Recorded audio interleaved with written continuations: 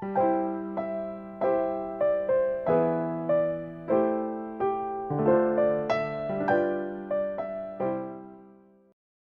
pido a todos que por favor me acompañen en sus Biblias a Juan capítulo 3, Evangelio de Juan capítulo 3. Antes de empezar, hermanos, vamos a orar al Señor. Padre, en nuestra insuficiencia nos acercamos delante de ti con corazones agradecidos por todas las gloriosas verdades de las que hemos podido cantar en esta mañana, porque todo ha sido por la gracia tuya. Te rogamos que nos permitas, por medio de tu palabra y la obra de tu Espíritu, apreciar mucho mayormente y mucho más profundamente el amor de tuyo en Cristo. Señor, sin ti no podremos ver. Te queremos pedir que en tu luz hallemos luz. Magnifica tu nombre salvando pecadores en medio nuestro, Señor. Que tu palabra poderosa no vuelva a ti vacía, sino que vuelva a ti con una cosecha de almas redimidas por Cristo. Te rogamos esto y para que su nombre glorioso sea exaltado en medio nuestro. Amén. Quisiera empezar nuestro estudio en esta mañana haciendo varias preguntas. ¿Por qué fue que el Hijo Eterno de Dios asumió una naturaleza humana y nació en un pueblito llamado Belén? ¿Por qué cuando Él nació lo colocaron en un pesebre apestoso y no lo colocaron en una cuna, en un palacio real? ¿Por qué el que sostiene este inmenso universo tuvo que ser sostenido por los brazos de una madre? ¿Por qué cuando Él creció, su propio pueblo lo despreció y escondió su rostro de Él como si Él fuera una plaga? ¿Por qué si Él era perfecto, lo condenaron y lo hicieron padecer la peor de las ejecuciones reservada para los peores de los criminales? ¿Por qué su padre lo abandonó y derramó sobre él su ira? Si el Padre mismo dio testimonio desde el cielo diciendo: este es mi Hijo amado en el cual tengo complacencia, ¿por qué escuchamos a su Hijo amado exclamar desde una cruz: Dios mío, ¿por qué me has abandonado? Todas estas preguntas y más hallan su respuesta en nuestro texto de esta mañana, Juan 3, versículo 16, que voy a leer ahora. Porque de tal manera amó Dios al mundo. ¿Por qué hizo todas esas cosas que pregunté? ¿Por qué sucedieron todas esas cosas? Porque de tal manera amó Dios al mundo, que dio a su Hijo unigénito, para que todo aquel que cree en Él no se pierda, mas tenga vida eterna. ¿Verdad que es un texto muy apropiado para la Navidad? Nos dice por qué vino Jesús y para qué vino Jesús. Sumamente apto para este día. Este texto nos presenta en una manera, a forma de cápsula, el Evangelio.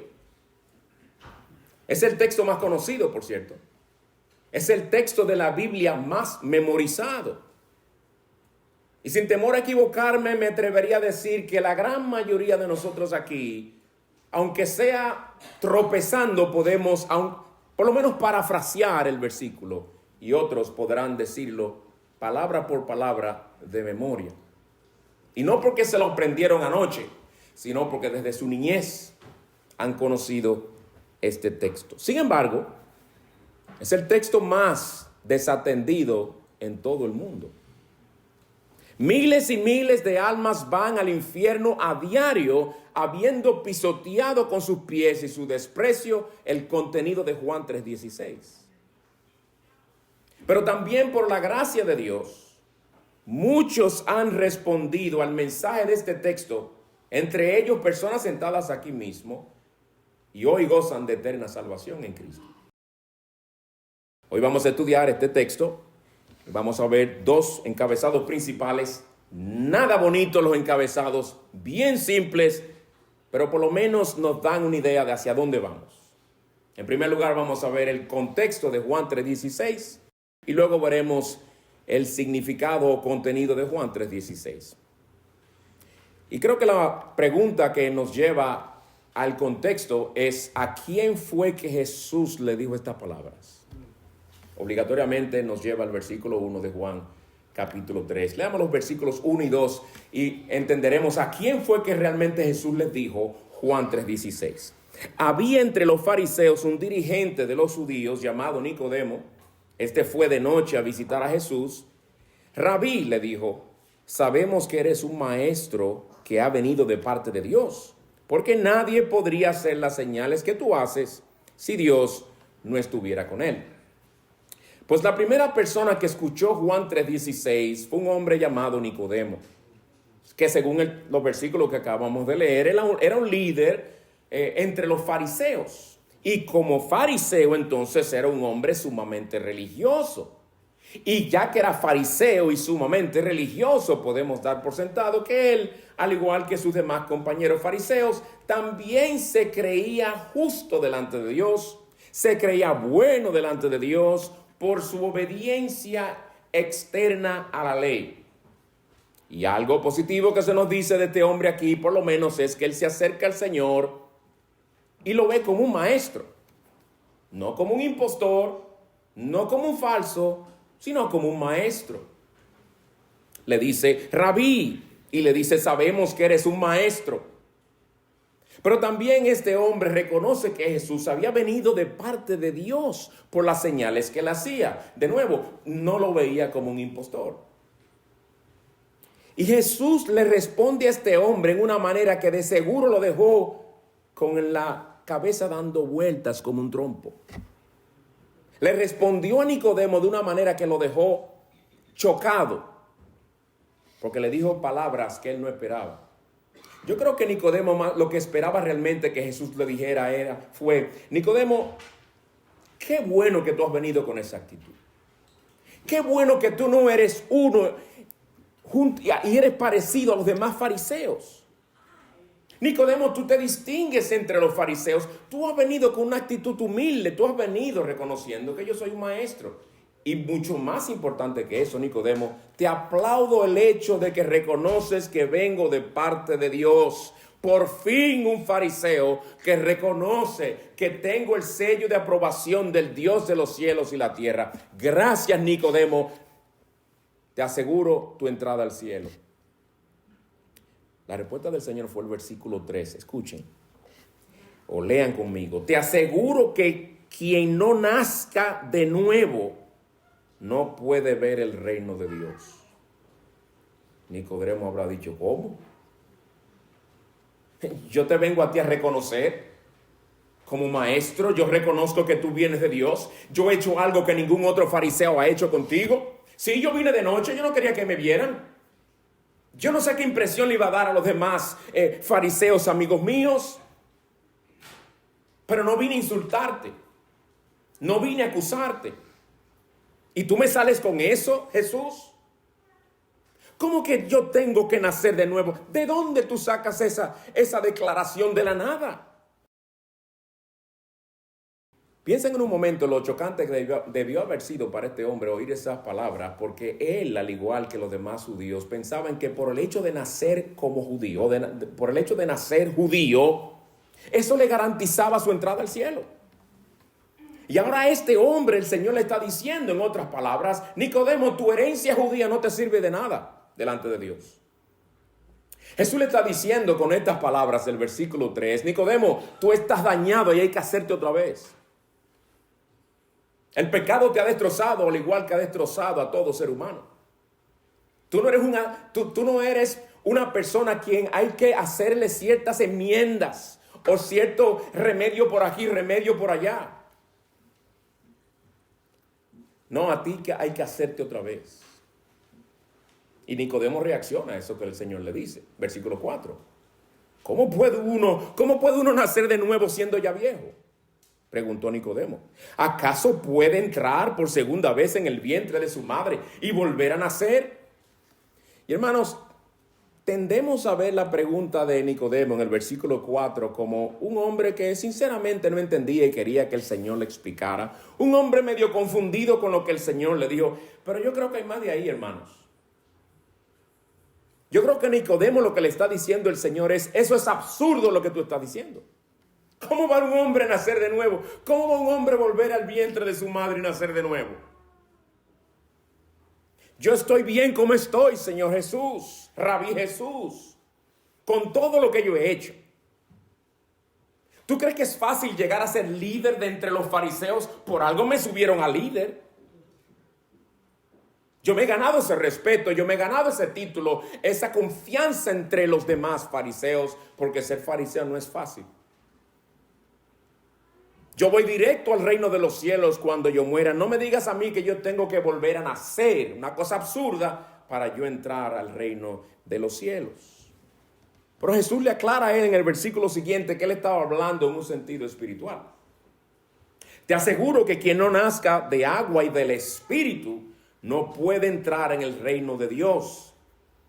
Jesús le está hablando de un nuevo nacimiento que lo produce el Espíritu Santo. Le está hablando de algo que él como fariseo debía haber resonado en su mente, que se parecía a Ezequiel 36, 25 al 27, donde Dios promete dar un corazón nuevo, quitar el de piedra y dar uno de carne. Una transformación total de adentro hacia afuera era lo que el Señor Jesucristo le estaba diciendo que él necesitaba. Pero Nicodemo parece haberse conformado, al igual que los demás fariseos, con limpiar lo de afuera del vaso y del plato. Como muchos, aún en nuestros tiempos, quizás tú aquí sentado, mi amigo, te conformas y te tranquilizas la conciencia diciéndote, pero yo por lo menos voy a la iglesia la mayoría de los domingos del año. Y usted ve un día como hoy, oh, cuántas personas no hay por ahí ya planificando la borrachera de esta noche. Yo estoy aquí sentado en una iglesia. Yo no soy como ellos. Yo he dejado muchas cosas malas que yo hacía antes, si usted se enterara. Yo he dejado algunos vicios también. Mi amigo, no comprendemos lo malo que somos delante de Dios. Dios no te exige a ti que hagas unas cuantas reformas externas. Si quieres tratar de ser salvo haciendo cosas buenas, te voy a decir lo que Dios exige. Perfección moral absoluta. ¿Podrías darle a Dios perfección moral absoluta? La obediencia perfecta de cada una de sus leyes desde que naciste hasta que mueras. Dios quiere que tú entiendas que tu problema de pecado es un problema que solo Él puede resolver, no tú. Jesús le dice que es una obra espiritual y Nicodemo sigue sin entender. Versículo 9. Nicodemo respondió, ¿cómo es posible que esto suceda? ¿Cómo es posible que esto suceda? Y en los versículos 7 y 8 el Señor Jesucristo le dice a él que es una obra soberana del Espíritu Santo, que es el único que puede hacer esa obra, y usa la analogía del viento. Así como el viento uno no sabe hacia dónde sopla, de dónde viene, así de soberana es la obra del Espíritu Santo en el corazón del pecador que está muerto en sus delitos y pecados. Así que como él, Nicodemo, ni ninguno de nosotros tuvimos nada que hacer para nacer físicamente, tampoco podemos hacer nada por nosotros mismos para nacer espiritualmente. Y es lo que el Señor quería que Nicodemo entendiera. Y ahora pasa Jesús, saltando unos cuantos versículos, Jesús pasa a hablarle a Nicodemo y empieza a hablarle a Nicodemo de sí mismo como el Salvador que había venido. Él quería que Nicodemo entendiera que para él poder entrar al cielo había que resolver el problema de su pecado. No era un asunto de simplemente Nicodemo empezar a orar, Señor, hazme de nuevo, hazme nacer de nuevo. Había un problema de pecado que había que resolver. Y él quería que Nicodemo entendiera que una marca distintiva de una persona que ha nacido de nuevo es que pone su fe en Cristo. Miren los versículos 13 al 15. Nadie ha subido jamás al cielo, sino el que descendió del cielo, el Hijo del Hombre. ¿Cómo que nadie jamás ha subido al cielo? Enoc no subió al cielo. Elías no subió al cielo. Sí, pero Enoc y Elías bajaron del cielo. Jesús le está diciendo, yo he sido enviado por Dios. Yo vengo con un mensaje divino. Yo soy el Hijo del Hombre Y él, como buen fariseo, conocedor de la Biblia, habrá hecho una conexión entre eso que el Señor le dice y Daniel capítulo 7, el Hijo del Hombre es el Mesías prometido. Y le dice algo sobre él y su obra que él vino a hacer. Como levantó Moisés la serpiente en el desierto, así también tiene que ser levantado el Hijo del Hombre, para que todo el que cree, le está hablando de la fe, todo el que cree en él tenga vida eterna. ¿Qué le está diciendo Jesús a Nicodemo con estas palabras? Nicodemo, tú al igual que todo pecador tienes tremendo problema. Estás totalmente arruinado por el pecado. Tanto así que para ir al cielo, para entrar al cielo, ahí tú tienes que nacer de nuevo. Literalmente te tienen que parir de nuevo. Y no solo esto. Tú necesitas a un Salvador en el cual tienes que confiar, porque por ti mismo no puedes salvarte, Nicodemo. Tu religión no te puede salvar. Tu conocimiento de la Escritura no te puede salvar. Tus rituales no te pueden salvar. Tú necesitas al que será crucificado. Digo será porque todavía no lo había sido, ¿verdad? Tú necesitas al que será levantado en aquella cruz para tú ser perdonado de todos tus pecados y ser acepto delante de Dios. Solo Él te puede salvar, Nicodemo. Nicodemo, lo siento. Tú has venido con tus palabras muy hermosas. Tú has venido con tu deseo quizás de entrar en una conversación al reconocer quién, por lo menos un poquito superficialmente quién yo soy. Pero te voy a decir algo que tú necesitas escuchar urgentemente, Nicodemo. Tú has vivido engañado pensando que tu religiosidad garantiza tu entrada al reino de los cielos. El Señor, hermanos y amigos, destroza en pedazos el fundamento que Nicodemo había estado edificando por años, sobre el cual él plantaba su alma inmortal y decía: aquí estoy yo seguro de que voy delante de Dios, de que soy acepto delante de Dios, y el Señor le derrumba ese fundamento. Y esto para que entendiera la grandeza del amor de Dios al enviarlo a él, a este mundo de maldad, para salvar pecadores como Nicodemo. Salvación que solo podía obtenerse por medio de la fe. De ahí que él le dice ahora en nuestro texto, versículo 16, porque, Nicodemo, esta es la razón, porque de tal manera amó Dios al mundo, que dio a su Hijo unigénito, para que todo aquel que cree en él no se pierda, mas tenga vida eterna. Habiendo visto el contexto del Juan 3:16, veamos el significado de Juan 3:16. ¿Qué significan estas palabras que el Señor le dijo a él? ¿Qué significan estas palabras que muchos podemos recitar de memoria y que muchos hemos visto en letreros por ahí? Aunque tristemente muchas veces el letrero solamente pone parte del texto. Porque de tal manera amó Dios al mundo, puntos suspensivos. Pero termina el texto, porque el mensaje no está completo si no lo terminas. Hace muchos años escuché a un predicador que decía, no sé si era él o un amigo, que andaba, un individuo que era cristiano, andaba manejando con un amigo incrédulo a su lado. Iban pasando por una carretera y había un letrero inmenso que decía: Jesús es la respuesta. Y el amigo le hizo una pregunta que lo confundió. ¿Y cuál es la pregunta? ¿Qué es lo que quiere decir eso? Que ese letrero parecía dar una respuesta, parecía decirle un mensaje al pecador, pero no, lo estaba confundiendo. Jesús es la respuesta ¿a qué? Porque de tal manera amó Dios al mundo, pero ¿y qué? ¿Qué hizo con ese amor? No le podemos dar a la gente un mensaje del evangelio cortado, manco, incompleto, porque entonces no es el mensaje completo de la palabra de Dios, no es el mensaje del evangelio. Este mensaje está claro y es completo. ¿Qué nos está diciendo? Definitivamente en ese texto tenemos la mayor manifestación de amor que hay. De ahí el título del sermón.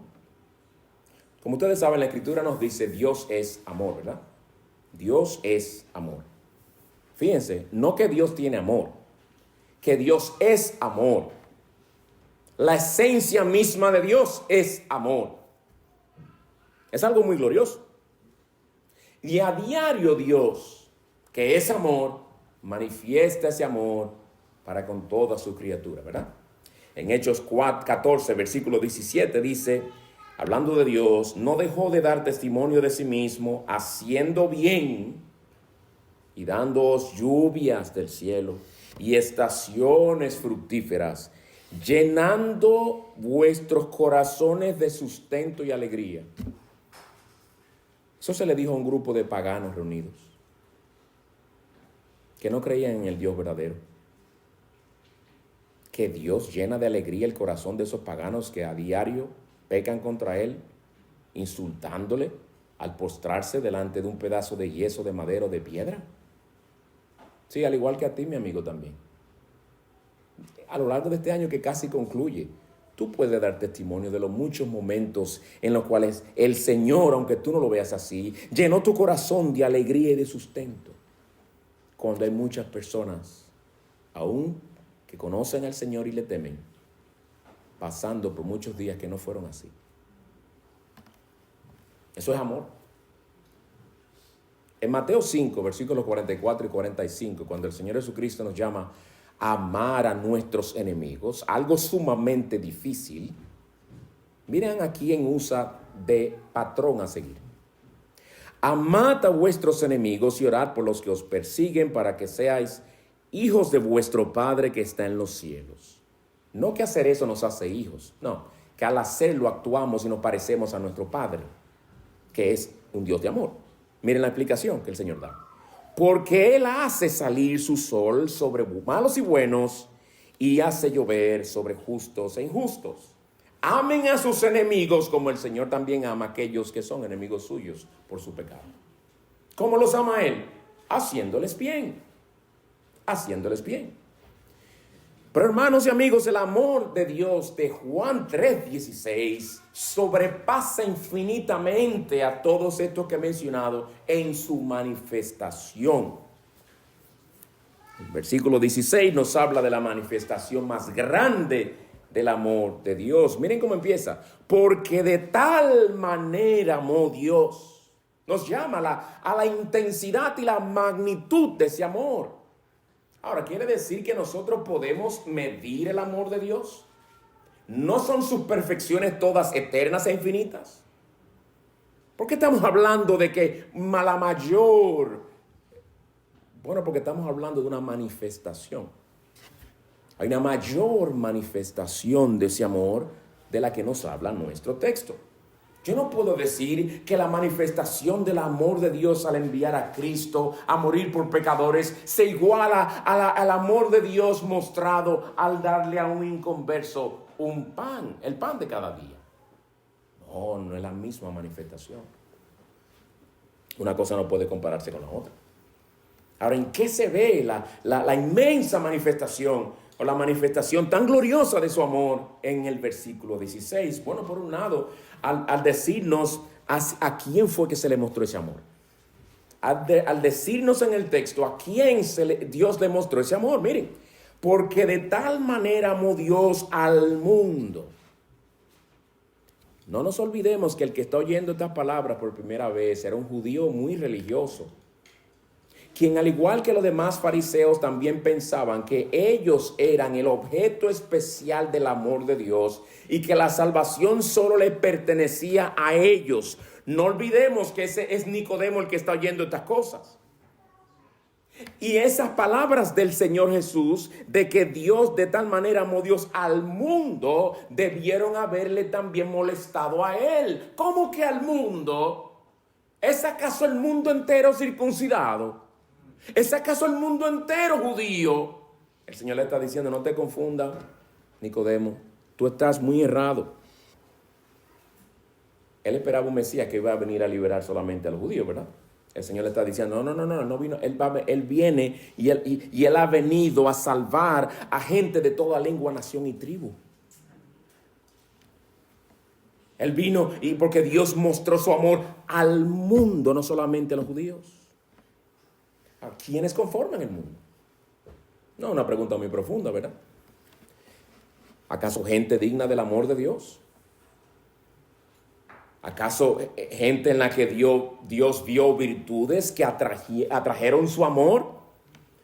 No, hermanos, no, amigos. el mundo está compuesto de un conjunto de pecadores en rebeldía contra Dios. De gente que a diario se rebela contra su ley. De gente que ama lo que Dios odia y odia lo que Dios ama. De personas que son amadoras de sí mismas y no de Dios. Un mundo bajo condenación y un mundo digno de condenación. Y tú y yo formamos parte de ese mundo también. A un mundo así fue que Dios mostró este inmenso amor, según Juan 3:16. ¿Y qué hizo Dios movido por ese amor que hace que sea un amor cuya manifestación no tiene igual? Esta es una pregunta muy importante. Pero déjame hacerte una pregunta a ti primero, que me escuchas. ¿Cómo tú sabes que alguien te ama? Piensa por un momento. ¿Cómo tú sabes que alguien te ama? ¿Qué dirían tus hijos si yo le preguntara a cada uno de ellos, cómo tú sabes, si yo le preguntara a cada uno de ellos, papi y mami te aman? Yo estoy seguro que la respuesta va a ser sí, papi y mami me aman. Ahora, si les hago otra pregunta, ¿qué responderían? Si yo le preguntara a ellos, ¿y cómo tú sabes que papi y mami te aman? ¿Tú crees que la respuesta será porque ellos me dicen te amo? No, ellos instintivamente irán a las acciones tuyas que les muestran amor. Ellos dirán cosas como, por ejemplo, yo sé que él me ama porque me habla con cariño. Yo sé que ella me ama porque es muy paciente conmigo a pesar de que yo la provoco a la ira.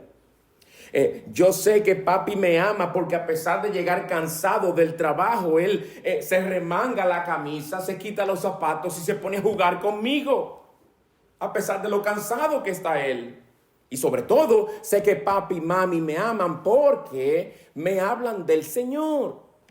También porque me disciplinan, también por esto, también por lo otro. Y un sinnúmero de cosas que podrían decirnos de por qué ellos saben que tú los amas. Pero ¿te diste cuenta? Acciones. ¿Qué nos dice Juan 3:16? Que Dios hizo, que mostró ese amor infinito de Dios para con un mundo pecador. Lo dice claro, ¿verdad? Fíjense que el texto no dice que Dios mostró su amor por algo que le dijo al mundo, sino por algo que le dio al mundo. Nos habla de algo que Dios hizo, es decir, no es un amor en palabras, sino en hecho y en verdad, según 1 de Juan, ¿verdad? Que nos llama a nosotros a amar a nuestros hermanos de esa manera. Dios es el ejemplo por excelencia de lo que eso significa. ¿Qué dio Dios? Es la pregunta. Ya sabemos que dio algo, o a alguien mejor. Nos dio fama, nos dio dinero, nos dio alimento. En eso es que vemos el amor inmenso de Dios en Juan 3:16. No nos dio algo, nos dio a alguien. Entonces nos dio un ángel. No, nos dio a su único hijo.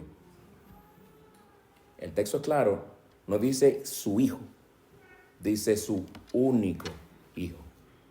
Pero dice unigénito, eso es lo que significa. Único.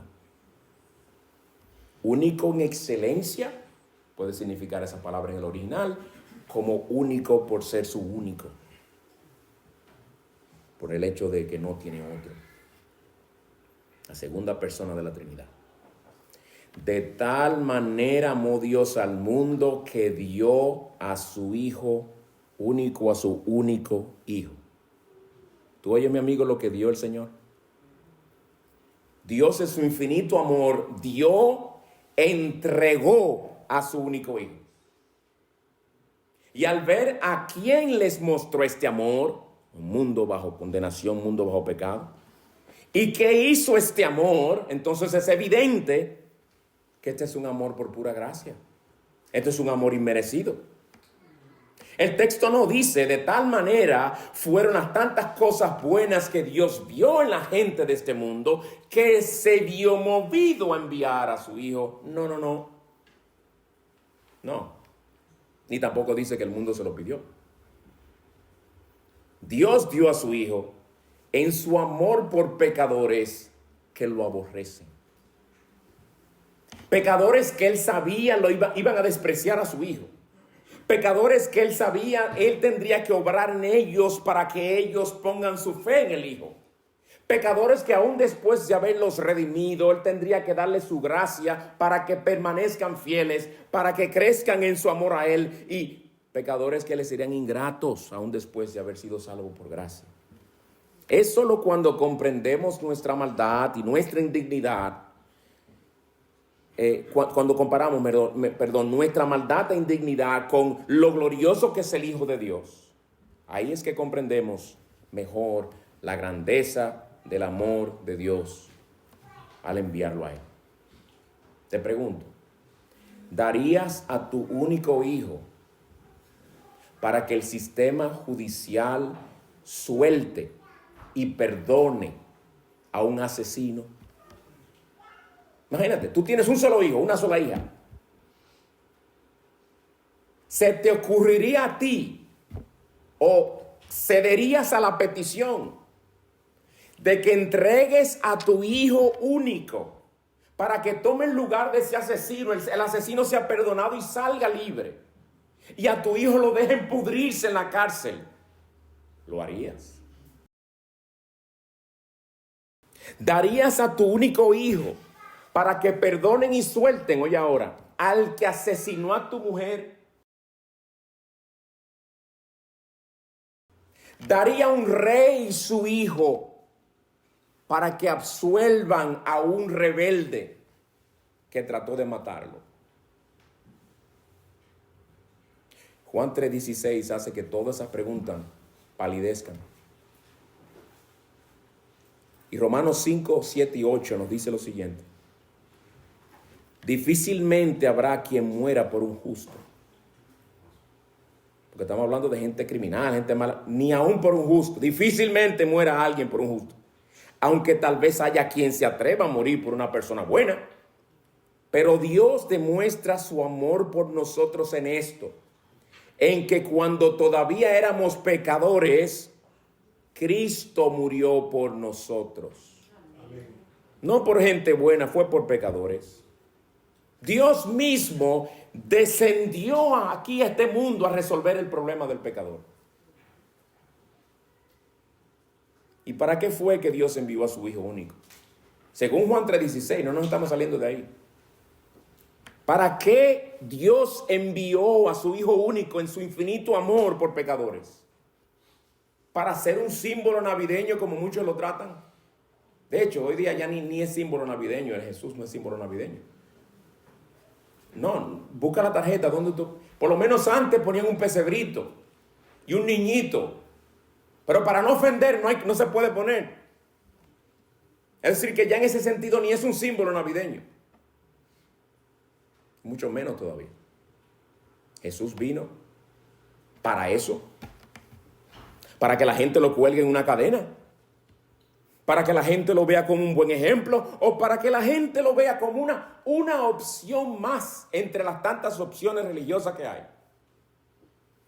Leamos el texto para ver si fue para eso. De tal manera amó Dios al mundo que dio a su Hijo unigénito para que, habla de propósito, para que todo aquel que cree en Él no se pierda, mas tenga vida eterna. Fue un amor con un propósito bien definido. Y en su propósito se ve la grandeza de este amor también. Él envió a su único Hijo para la salvación de personas que merecen condenación. Salvación, condenación. Dos realidades totalmente opuestas. Para que todo aquel que cree en Él, dice, para que este amor incomparable se pueda en verdad conocer y disfrutar, el pecador tiene que confiar en aquel a quien Dios en su gran amor envió. No fue porque Jesús vino a morir para salvarnos a todos. No. ¿Entiendes eso, mi amigo? Algunas personas hablan de Jesús, hay cosas que aparecen por ahí, videitos. Él vino a morir por nosotros, Él vino a morir por nosotros. Termina el versículo. Juan 3:16 no dice Él vino a morir por nosotros. Él dice que Dios en su amor envió a Jesús a este mundo para que todo aquel que cree en Él. Sin fe en Cristo no hay salvación. De nada valdrá el haberte memorizado Juan 3:16 si tú no confías en Cristo. ¿De qué te valdrá? Juan 3:16, si tú no te apropias por la fe de Cristo, Juan 3:16 vendrá a ser uno de esos gusanos que no mueren jamás en el infierno, en tu conciencia constantemente recordándote, conocí el mensaje de salvación y rechacé al Salvador. De nada valdrá, porque al despreciar a Cristo y al no creer en Él, eso tiene consecuencias eternas. Y el texto también te lo dice. ¿Te das cuenta que te dije que al principio que esto contiene el Evangelio? El texto hasta te habla de las consecuencias eternas de rechazar a aquel a quien Dios envió en su gran amor por este mundo. Mira lo que dice. Para que todo aquel que cree en Él no se pierda. No se pierda. Desde que nacemos vamos rumbo a esa condenación, a esa perdición eterna. 2 versículos más adelante, el versículo 18 dice, el que cree en Él no es condenado, pero el que no cree, como algunos de ustedes aquí todavía no han confiado en Cristo para salvación. Oye tu condición delante de Dios. Pero el que no cree ya ha sido condenado. Ya ha sido declarado culpable delante de Dios, porque nació en pecado. Para ser condenado eternamente, solo hay que hacer dos cosas. Nacer en este mundo y rechazar a Cristo. Y algunos aquí sentados reúnen esos requisitos. Tu condición es urgente, mi amigo. Tu condición es horrenda. Pero estamos hablando de un texto que te da esperanza, ¿verdad? Esperanza. Escucha de nuevo lo que el texto dice. Para que todo aquel que en Él cree no se pierda. No se pierda. ¿Qué es eso de perderse? Buena pregunta, ¿verdad? Porque nosotros todos sabemos lo que es perderse.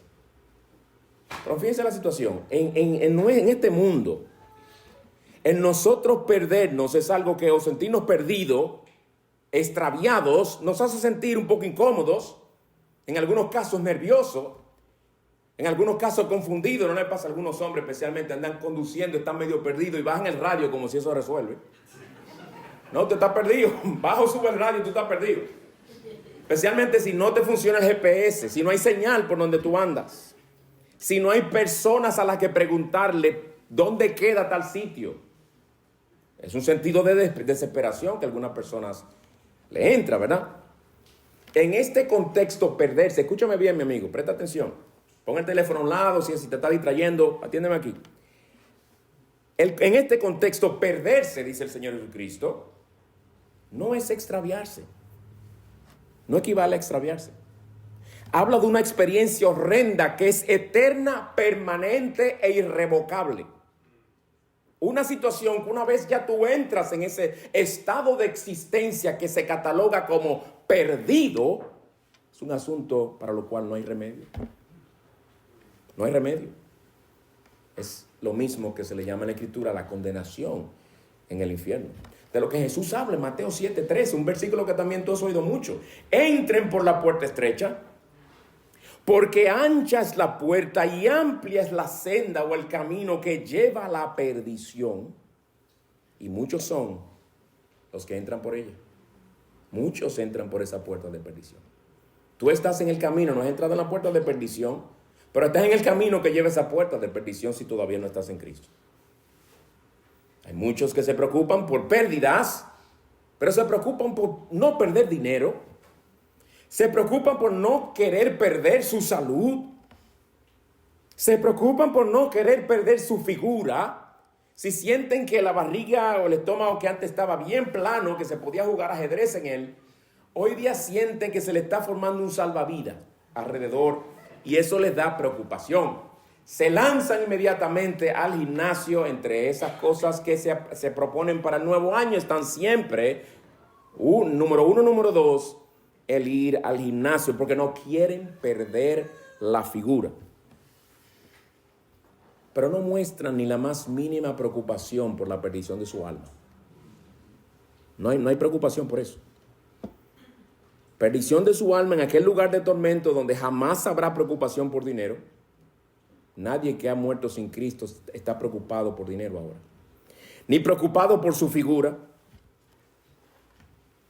Perdición en la Biblia es eterna separación de la bondad de Dios. Hoy día, a pesar de que todavía no conoces a Cristo, Dios derrama su bondad sobre ti y por eso llena tu corazón de alegría tantas veces. Separados de Dios por siempre en el infierno por causa de tus pecados, por causa de haber rechazado el Salvador, no hay esperanza. Es eterna separación de la misericordia de Dios, es sufrimientos y angustias sin fin. Te lo tengo que decir porque es lo que la Biblia habla. Pero te lo digo para que tú entiendas la grandeza del amor manifestado en este versículo. Porque el texto te da esperanza. Óyelo de nuevo. Para que todo aquel que cree en Él, no se pierda. El que pone su confianza en Cristo no conocerá la perdición eterna. Ese es el aspecto negativo, pero oigan ahora el aspecto positivo con el cual termina el texto. Porque de tal manera amó Dios al mundo para que dio a su Hijo unigénito para que todo aquel que cree en Él no se pierda, sino que tenga vida eterna. Dios quita lo que tú mereces, te da lo que tú no mereces. No por tus obras, sino por confiar en Cristo. Vida eterna, dice. Eso no quiere decir vida sin fin. Es una vida de comunión eterna y perfecta con Cristo en los cielos. No es tanto la duración de la vida, sino la calidad de la vida a lo que se refiere. Una existencia gloriosa en la que no habrá más llanto, ni clamor, ni dolor. Mi amigo, es el pecado que trae todo el llanto, clamor y dolor que nos rodea. Todas las decepciones, todo el sufrimiento, la mayoría de las lágrimas que has derramado, exceptuando las que son por alegría, son causadas por el pecado tuyo o el pecado de otros que te rodean. Este es un mundo bajo pecado. Este es un mundo destrozado por la maldad del ser humano. Pero este texto promete vida eterna. Vida eterna en Cristo. Vida eterna que Jesucristo en Juan 17 define de la siguiente manera, y esta es la vida eterna, que te conozcan a ti, el único Dios verdadero. Amigo, escúchame bien en esta mañana, porque este sermón ha sido diseñado principalmente para ti. Te pregunto, ¿ves el amor de Dios en este texto que hemos estudiado? O por lo menos lo ves un poco más claro. Lo grande que es el amor de Dios en Cristo. ¿Te das cuenta de los tantos contrastes que te presentan? Lo que no mereces en comparación con lo que Dios dio. Vida eterna que se te ofrece y la condenación eterna que mereces. Otro contraste. Conocerle a Él eternamente en contraste a ser separado de Él por siempre. Fe en Cristo y fe en tu propia justicia. ¿Entendiste lo que implica el que Dios haya enviado a su Hijo a este mundo a morir por pecadores como tú? ¿Conoces un amor más grande de ahí? Tú amas a mucha gente en este mundo. Tú amas a tus mejores amigos. Y de seguro los amas no porque ellos te desprecian. Tú los amas porque ellos te hacen sentir aceptado, te hacen sentir amado, te hacen sentir que tú eres importante, porque cuando tú llegas donde están ellos reunidos, ¡qué algarabía! ¡Llegó fulano! Pero yo te pregunto, ¿qué es lo más que puede hacer esa persona o ese amigo que te ama o que te dice que te ama? ¿Qué es lo más que puede hacer por ti? Te voy a decir, desearte bien, desearte buena suerte, desearte que te den ese trabajo que estás buscando, desear que te mejores, darte un buen consejo porque desean que te vaya bien. Y al final, cuando mueras, lo que tu amigo puede hacer en su amor por ti o a su amor a tu memoria es asistir a tu funeral. Derramar unas cuantas lágrimas que en unas cuantas semanas y meses se secarán. Y tú pasarás al olvido. Se hablará de ti en el pasado, no en el presente. Y con las tantas cosas que ellos tienen que hacer, te reemplazarán con otro amigo y seguirán viviendo sus vidas. ¿Y qué será de ti en ese entonces? Si moriste sin Cristo. Nada te podrás llevar cuando mueras. ni sus buenos deseos, ni los buenos deseos de sus amigos, ni su presencia en tu funeral te ayudará en nada. Pero Cristo te perdonará de todos tus pecados si vienes a Él hoy. Le quitará el pecado su aguijón. Ya el pecado no te condenará. Serás adoptado en la familia de Dios. Te dará vida eterna en los cielos junto a Él, donde no habrá más llanto, ni clamor, ni dolor. Para esto, que el pecador no merece, Dios en su amor envió a su Hijo. Suena simple, pero esto quiere decir que Él tuvo que hacerse hombre. Tuvo que hacerse como tú y yo para venir aquí. Que se humilló a sí mismo a lo más profundo. Que vino a este mundo y vivió la vida perfecta que tú y yo no podemos vivir. Y recibió sobre sí la condenación que nosotros merecemos, para que todo aquel que confíe en Él ya no será condenado por su pecado, porque Cristo pagó esa condenación. Y te vestirá con su justicia perfecta, para que seas acepto delante del Padre perfecto. No hay amor mayor que ese. Concluyo mis palabras a ti antes de hablar a mis hermanos y concluir el sermón con algunas preguntas que quisiera que tú las medites. Amigo, ¿qué vas a hacer con Juan 3:16? Y no me digas yo no sé, porque siempre se hace algo. O se cree en el Salvador del cual te habla, o se rechaza el Salvador del cual te habla. Siempre estás haciendo algo al respecto. ¿Qué vas a hacer ahora que lo volviste a escuchar? ¿Qué vas a hacer con el mensaje que te comunica este texto que desde tu niñez el Señor te ha permitido conocer? ¿Qué vas a hacer con el amor inmenso, infinito del cual este texto te habla? ¿Qué harás con el Salvador que por gracia se te ofrece? ¿Confiarás en Él o seguirás rechazándolo? Amigo, por amor a tu alma inmortal, ve a Cristo hoy y ruégale que perdone todos tus pecados, que te reconcilie con Dios y te salve de eterna condenación. Clama a Él que te salve, porque Él vino a buscar y a salvar lo que se había perdido. Su amor no se ha agotado. Su amor no se ha gastado. Ninguno de tus múltiples pecados ha gastado el amor de Cristo. Mira por la fe aquel que fue levantado en aquella vergonzosa cruz. Escúchalo a Él decir: Padre, perdónalos porque no saben lo que hacen. Y dile: Señor, perdóname a mí de mis pecados. Escúchale a Él decir: Dios mío, ¿por qué me has desamparado? Y pídele: Señor, perdóname, reconcíliame con mi Creador, y que yo jamás sea abandonado por la eternidad, sino recibido en gloria. Hijo de David, Señor Jesús, ten misericordia de mí. Y mira, Él se deleita en responder ese clamor. Él se deleita en responder ese clamor. Y lo que tú no ves en Cristo hoy por causa de tus pecados y esa escama y esa venda que te cubre los ojos, Él se encarga de quitar eso y tú verás a Cristo glorioso, digno de tu amor y de toda tu vida. Hermano en Cristo, concluyo con estas palabras para ti y para mí, porque este texto algo nos dice también. De esa manera que nos dice este texto, el Señor te amó a ti y me amó a mí. Y tú y yo, la pregunta es: ¿cuánto le amamos nosotros a Él? Si Él nos ama tanto, ¿cuánto le amamos tú y yo a Él? Él dio lo más valioso por ti, y tú que estás dispuesto a dar por Él. Y si Él hizo todo lo que hizo para salvarte de la culpa y de eterna condenación por tus pecados, ¿hay algún pecado que tú no estás dispuesto a dejar por Él? ¿Y qué de tu dedicación a Él? ¿Merece su incomparable amor por nosotros una devoción tan enclenque como la que le brindamos a Él? Todo eso Cristo hizo en su amor para darnos vida eterna, mi hermano. ¿Por qué estamos nosotros tan afanados por esta vida temporal si tenemos vida eterna en Él? Porque nuestras mentes y corazones no están más en las cosas de arriba, sino principalmente a veces en las de la tierra. ¿No debería Él ser nuestro afán? ¿No debería ser nuestro mayor afán el vivir para Él, porque nuestra vida es Él?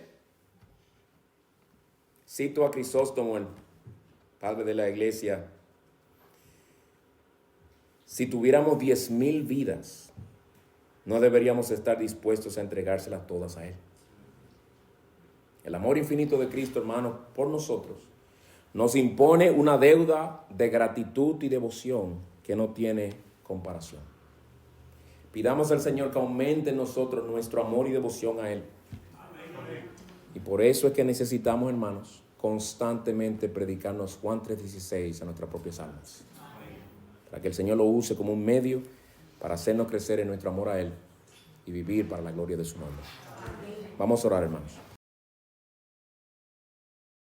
Señor, te damos gracias por este glorioso pasaje, el cual te pedimos que lo uses para salvación de pecadores y para despertar en los creyentes una mayor gratitud, una mayor devoción y un mayor amor a ti. Gracias por este glorioso texto.